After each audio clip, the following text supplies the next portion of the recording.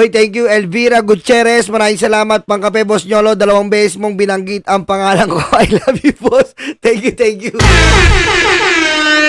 Dalawa ba? Ang dami kasi. Dinabasa ko talaga kahit umulit na eh. Nakakalito eh. Oy, thank you Elvira Gutierrez. Kung wala pa kayong party list, siyempre, ano pa ba ang inaantay natin? ABP Party List. Yan po ang party list para sa taong bayan at sa mahihirap. Ang mga bumbero po ang kasama natin kung tayo may kalamidad, bagyo, sunog, baha, or anuman ang ating sapitin sa buhay, noon pa man magpasa hanggang ngayon. Bumbero po ang kasama natin. Kaya sa darating po ng Mayo, huwag niyong kalimutan, ABP 134 sa balota.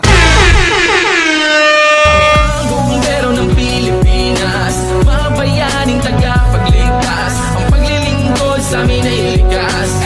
Bumbero ng Pilipinas. Para po mabigyan na natin ng magandang pwesto at magandang benepisyo ang ating mga bumbero.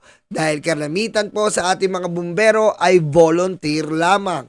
O kapag inaabutan lang po o pag day off nila. Ngayon po magkakaroon tayo ng sistematikong organisasyon ng bumbero. Mabibigyan po sila ng mapaprioritize po ang ating mga bumbero. At maaari po tayong magkaroon ng parang sa PNP at AFP na mga mag-aaral na scholarship para bukod sa pagiging bumbero, magiging scholar din po ng ABP. Suportahan po natin, huwag natin kalimutan, 134 ang bumbero ng Pilipino. Bumbero ng Pilipinas, mabayaning tagapagligtas, ang paglilingkod sa amin ay likas. Bumbero ng Pilipinas, kami ang bumbero ng Pilipinas, mabayaning tagapagligtas, ang paglilingkod sa amin ay likas. Ang bumbero ng Pilipinas. Okay, dumako naman tayo sa balitang Pangulo.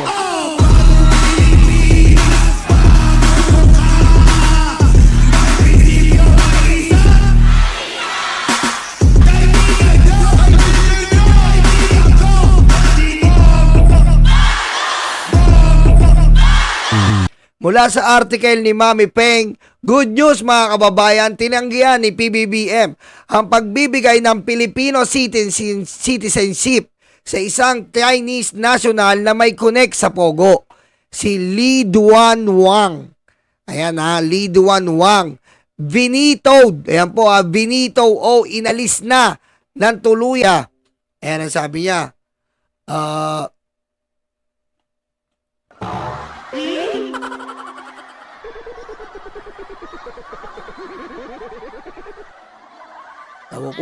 Napuputol. Sabi niya, hindi ko pwedeng baliwalain ang babala ng ating mga ahensya. Ang citizenship ay isang pribileyo, hindi karapatan, at hindi ito dapat ibigay sa sinumang banta sa ating bayan. Sinang-ayunan din ito ni Senator Risa Ontiveros, nag-no vote pa lang sa Senado. Tumutol na dahil sa koneksyon ni Wang sa New Oriental Club 88, isa sa mga Pogo service providers na nadawit sa mga illegal na aktibidad. Ayan po ibig sabihin lang po nito napapakinggan ng ating Pangulo ang hinaing po ng taong bayan. Either oposisyon ka, kakampi ka, hindi kita kakampi, kagalit kita, basta wag lang Duterte.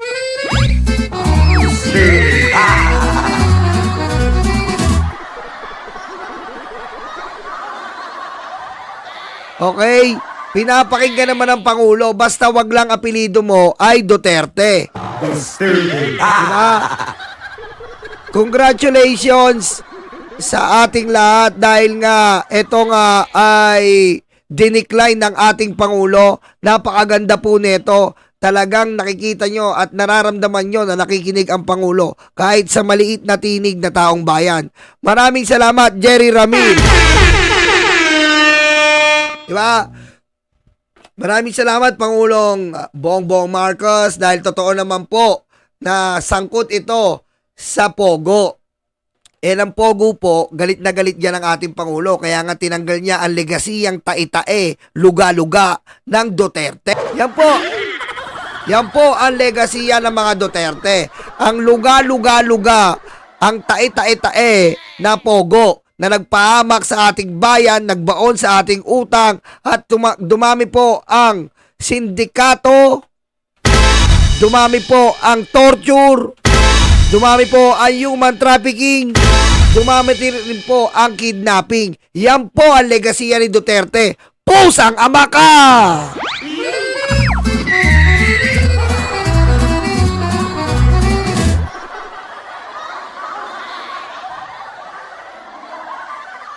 Okay, dumako naman tayo dito. Mamaya na yan. Dito muna tayo sa press conference ng ating Claire Castro. Pasok! Araw. Narito po tayo para sa isang mahalagang anunsyo. Kinukumpirma po na binito po ni Pangulong Ferdinand R. Marcos Jr. ang House Bill number 8839 na kilala bilang an act granting Philippine citizenship to Lee Duan Wang. Ayan po ha. So, positibo at totoong balita. Sinigurado lang po natin. Kasi ang dami ng fake news. Diba? Ang dami ng fake news. Baka ma-fake news tayo.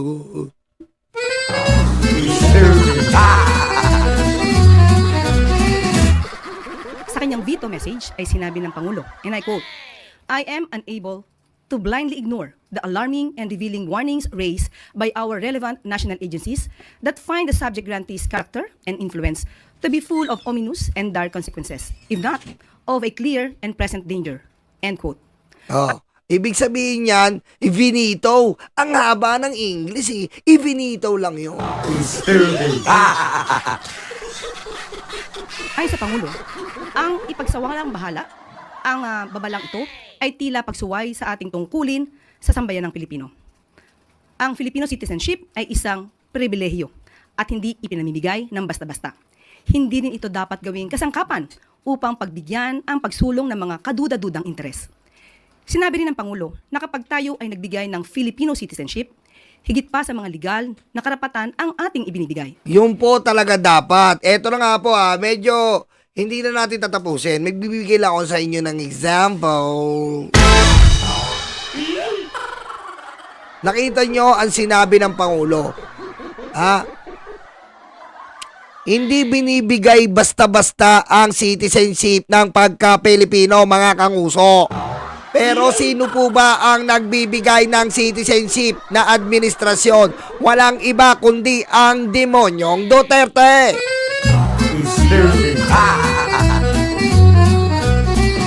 Bakit mo naman nasabi to, Nyolo? Pumunta ka sa Davao. Halos 2,000 po doon. Laging Chinese na. Kasi na nga naman, si Duterte, mahal niya ang Chino. Galit siya sa Pilipino. Pamali.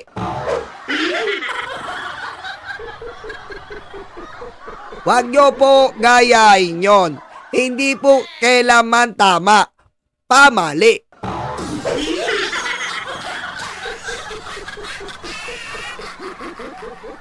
Yan po si Duterte. 2,000 Chino. Gagawin Pilipino. Tapos Pilipino babalil sa ulo. Diba? Galing. Happy anniversary. Happy Mazari. Hayop. Sir Alex Gatchiturena, thank you po. Kita mo nangyari sa atin. Dami-dami Chino. Kahit di lunong Tagalog, di lunong English, birth certificate Pilipino. Doon pa sa bayan ni Bato, sa Santa Rosa, Davao.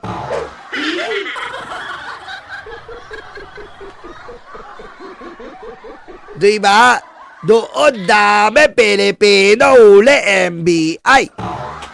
Tapos, pag ikaw Pilipino, ayop ka. Tapos ka, balil ka ulo. Diretso ka, sementeryo.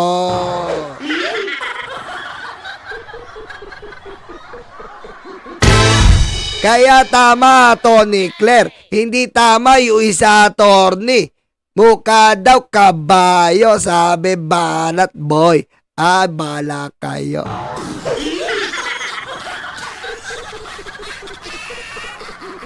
Ayan sabi ko sa inyo BBM lang malakas.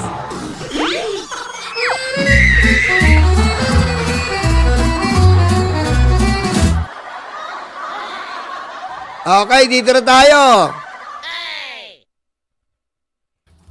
Good morning po, Yusek. Balikan ko lang po yun dun sa di umano'y pulveron na video ni Pangulong Marcos. Sabi niyo po kanina ay naimbestigahan na yan, pero biglang iimbestigahan pa ng DOJ at NBI. At napatunayan na po na ito ay fake dun po sa isinagawang pagsusuri from yung Indian company. Wala po bang plano ang Malacanang, especially ang Pangulong Marcos, na magpa-hair follicle test na siya? Bakit ba hair follicle ang Pangulo? Pag ako ba bintang tao, gagawa mo yon. Halimbawa ako bintang.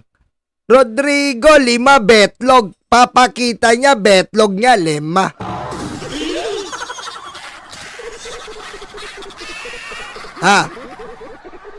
Kapag bintang ka ba, pakita mo, betlog, digong, 5. Pakita ba niya, betlog niya, 5?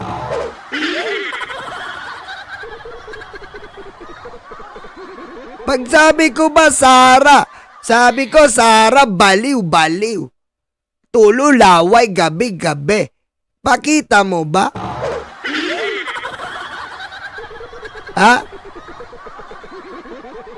Pag sabi ko loke subo 10 etits, pakita niya ba?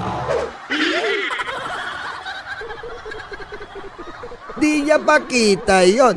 Mali ka bao puday. Uod. Dami uod. Pakita niya ba?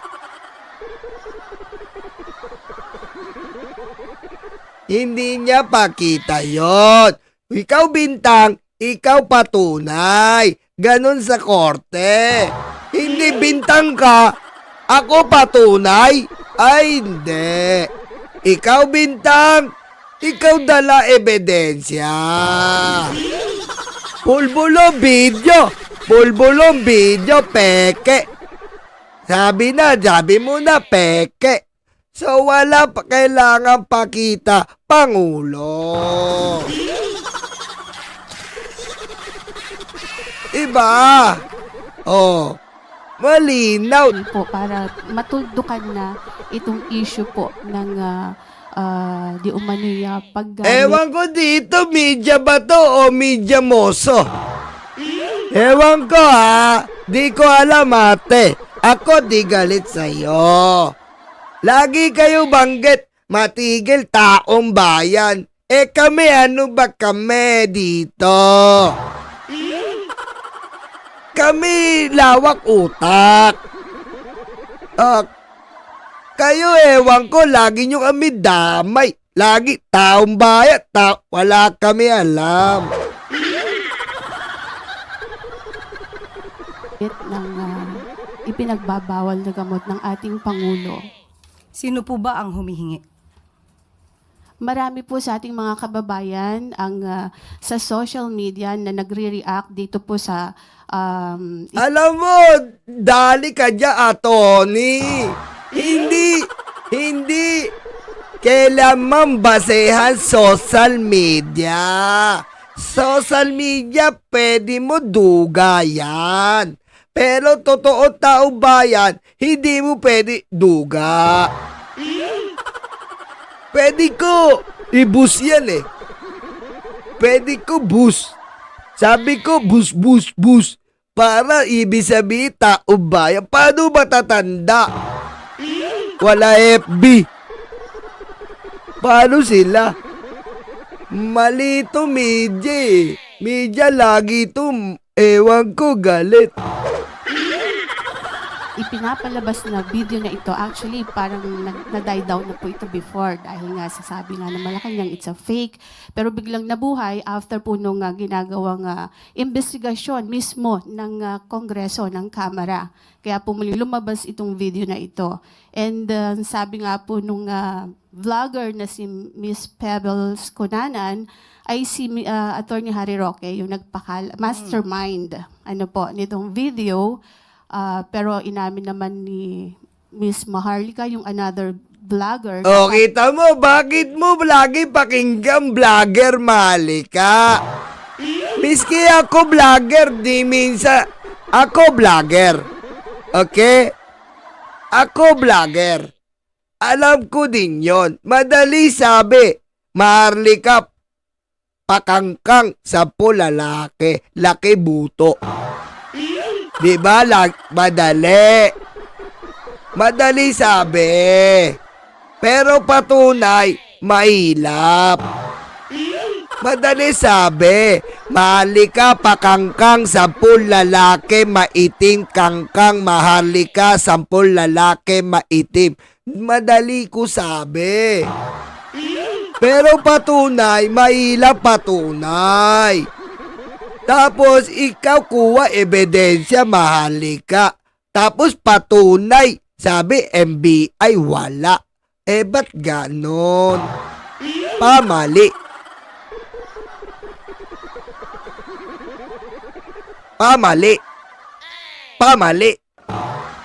Gina Chavez, thank you. Parang siya yung nagbigay lang kay Attorney Roque. Kaya ang tanong ko po, sabi niyo sa social media hinihingi. Sino po in particular ang masasabi niyo sa akin na humihingi ng ganitong klaseng pag-test? Ang atin pong mga kababayan Sino na po in Madam particular? Yusek, Na po napanood niyo po, sigurong ikaw na po ba? sige po, Kayo po ang humihingi? Okay. para po masabi lang ninyo na Siya hingi. Ikaw hingi pala. Ikaw hingi. Ikaw hingi. Paano yan? Ikaw lang pala hingi. Tao ka lang, hindi ka bayan. Ikaw lang pala hingi. Hindi taong bayan. Ikaw tao. Kami bayan. Sabihin mo tanong. Attorney, pwede ba ako? Padrantes, BBM, gusto ko. Tao ako. Gala naman, oo. merong humihingi. Pero marami po sa social media So, kung kayo ay nagbabasa po sa SOCMED, Madam So, Yusek. isa ka nga sa humihingi. Eto punto ko lang. SOCMED, hindi basihan yan tao bayan. Maali moderno tayo, pero hindi yan ang totoong boses tao bayan. Lagi mo tandaan yan. Ang social media, hindi yan basihan taong bayan. Naduduga yan palang Duterte. Iba tama muchacha. Iba taong bayan, iba taong bayad. Taong bayan kami yon. DDS, tao bayad. 250, 500, maitog rally. Diba? Kasi po gusto Sige, tanong ko nga, isa ka ba? Kasi we have to be specific on this. Isa ka ba sa humihingi? ang mga kababayan po natin. Iya pa ate, iya pa.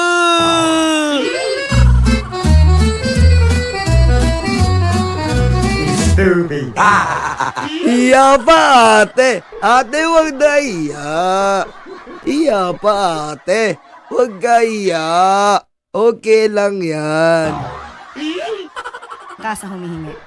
Actually, I'm a journalist. Hindi Sige nga, naman po tanong ako ko humihingi. Pero parang gusto ninyo na meron lang kayong basihan. opo, basihan. Sino nga po? Kasi sabi niyo po kanina, ay napanood yun niya yata sa social Opo, media. Madam Sino po? Yusek, syempre kami po ay mga Pilipino rin. As a journalist, gusto po namin na hindi fake news. Oh, ikaw mali naman, ate.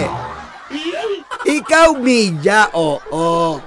Ikaw journalist, oo. Pero journalist dapat research tama. Tulad Rappler, peke nyolo. Tamo Rappler, peke nyolo. Journalist Rappler, media Rappler, pero peke nyolo. Oh. Hindi lagi katwilan journalist. Dapat journalist ka, hindi mo sabi taong bayan social media. Hindi kailanman taong bayan social media. Okay. Social media, yan ay instrumento ng tao. Hindi yan pinaka-boses taong bayan. Ay nako. Journalist, di alam. Journalist, basihan. Social media, trending, taong bayan na. Di ganon. Yun pong aming ibabalita sa taong bayan. Okay. Oh, yan, gawa sa akin, Rappler. Sabi, Rappler, balita nila, nyolo, dami-dami pera. Yan, balita, Rappler. Nyolo, dami-dami pera. Nyolo, big time. Yan, balita, Rappler. Di ba journalist rin nyo, pero peke. Oh, ingat-ingat. Okay? Research. Roger Babae, thank you! Oh, humihingi po. Si Nagdidiman. si Attorney Vic Rodriguez, di ho ba? Atty. Big Rodriguez, wala na buhok. Alam mo bakit wala na buhok? Dati ba, attorney, longer siya. Kaso sumpa siya ni Majula. Kada sinungaling, ubos buhok. Ubos tuloy. Dami sinungaling, ubos buhok. Bit Rodriguez, peke. Sumpa noo, lagay solar.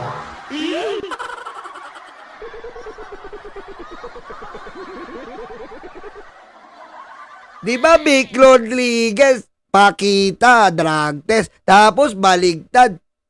Bigla, adik, BBF, suwaling. Noo. Liberty Benaventura, thank you! Naman yung hinihiling niyang hair follicle test. Okay, tanong po natin. Ano po ba ang basihan para sa paghingi at i-demand sa Pangulo ang isang hair follicle test? Ito po ba'y may pagbibintang na siya ay di umanong gumagamit ng illegal na droga? Kung may pagbibintang, liliwanagin po natin. Kung may pagbibintang sa Pangulo, yung nagbibintang ang dapat na magpatunay. Tama yan. Kahit punta ka korte. Punta ka korte. Okay? Sampa ka demanda korte. Diba? Yung isa, kinuha lupa mo. So, pakita ka ebidensya, titulo lupa. Para sabi, iyo. Pero hindi ka punta korte. Sabihin mo sa demanda mo, asa ng titulo mo. Ikaw pakita titulo. Ikaw pakita. Ikaw demanda. Ikaw patunay. Hindi kabila patunay. Ikaw, eto titulo ko. Kotong ko ulo mo.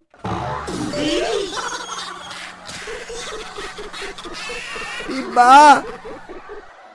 Bakit mo akin lupa ko, kotong?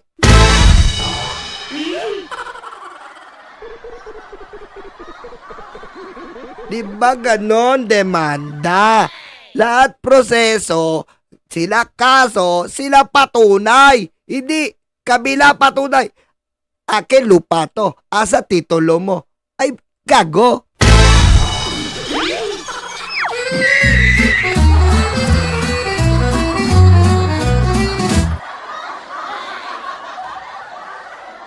Kung may ginagamit man o wala. Hindi po pwedeng gumawa ng kwento, walang basihan, isang guni-guni Yes. para masira ang Pangulo. O, kita mo Dati sila, gawa, video, pulburon, patunay para sampa daw kaso, tanggal Pangulo. Pero, peke, sira ulo, sabi MBI. So, wala na usapan. Wala na usapan. Wala na video, peke na video. AI video, tanga gawa nito. Tanga. Bobo.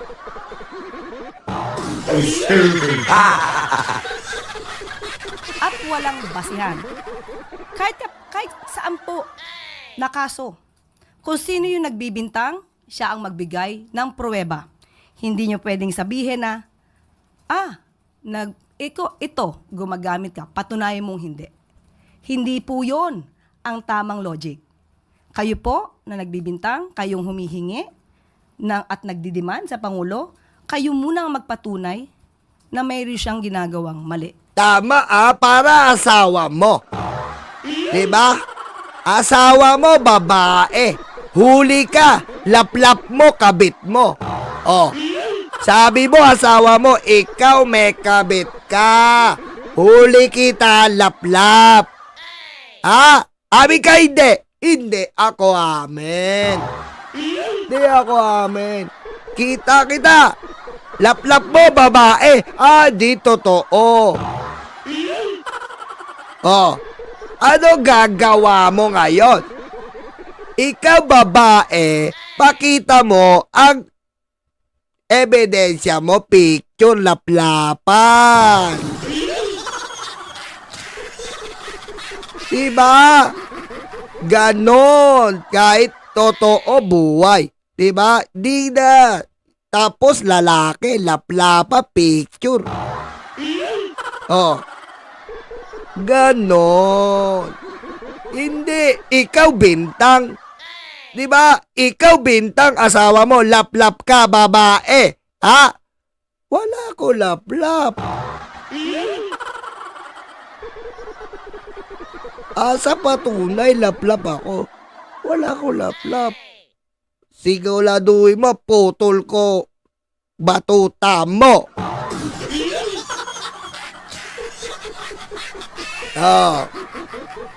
Ligtas, lalaki. Wala patunay Kasi bintang ka, patunay ka. Hindi yung bintang ka, patunay lalaki.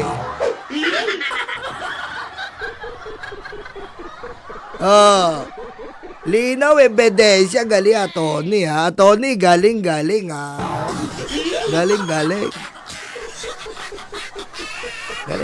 Tony, no? Galing sagot. Kaso, kaibigan na Tony, laglag siya Kaibigan niya, puro animal. No? Kaibigan, Tony, puro animal. Sabi sa akin, Tony, kapal mukha nyo.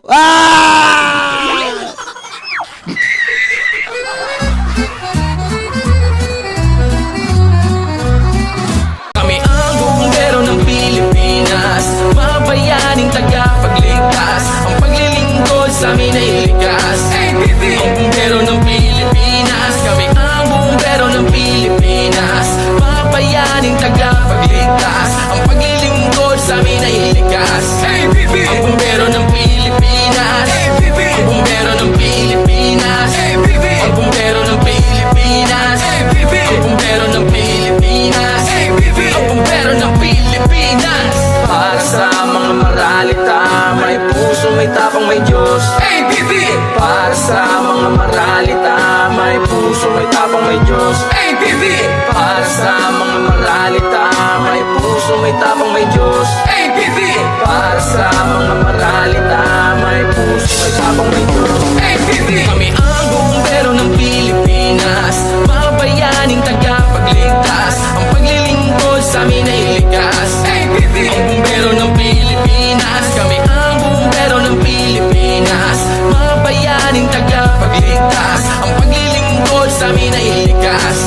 Ang